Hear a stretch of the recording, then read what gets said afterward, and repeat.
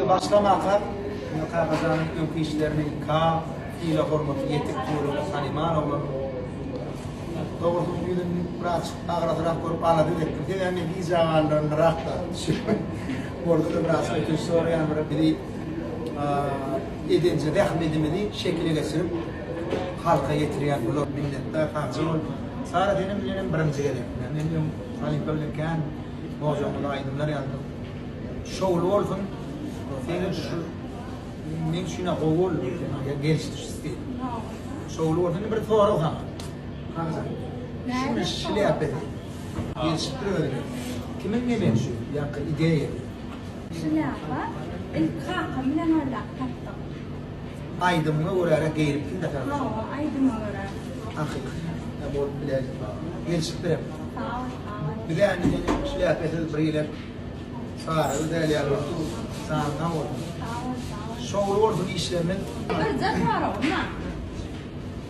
Sen ne yapıyorsun? Damdam aydınlar var. Gençim, istiyorum, ilk ha, ilk koş, benim başladığında damdam aydınlar var. Şu aydım. Ha Sara men bir ilk koş borçlaydım da şuna göre eşitlemeden bolonu. Aydım şunu talep ettim. Aydım şol aydımın öğüdü, karakterini eşit bilelim verildi. Şunlara verelim doğru. Yakıran adamlar yakın ördütüde edir şu orjumdan üçlü bilecek çektiklere. Sade klip videolar. Video.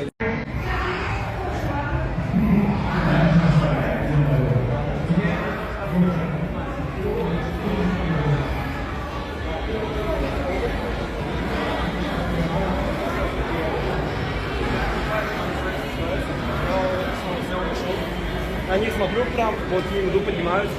Они, короче, проигнорили. Да, они мне сказали, что такие шутки, блядь, как обычно. Прямую фото. Если мне ответить, значит, что. А я пошел к нему. Баскетболист. Сука, дух, если техники не нравится, я против. Мне пиздец техника нужна.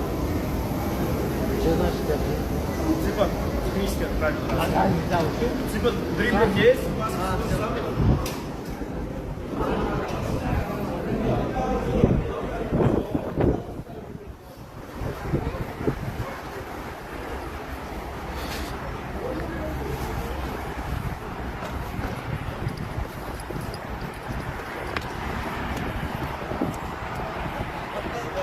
Tamam gitme Hakan. Bir kutluğucuyaydık ki de. Nasıl şurada şu var öğreti altının ardından, altın dediğin ardından bir yaşı yaş turları kutladık yani. Canını kavurdum. En iyisi Ahmet Muradlı. Bunun adını da damdam. En iyisi fiilen atam sana da can arzu ediyen, o işleri diyen halk için, yurdumuz için işlerin ruvaç olup paragat yurdumuz. Arkada berdan muhayyidin en iyisi kundukları yaran oldu dinleyen. Çok sağ ol. Çok sağ ol.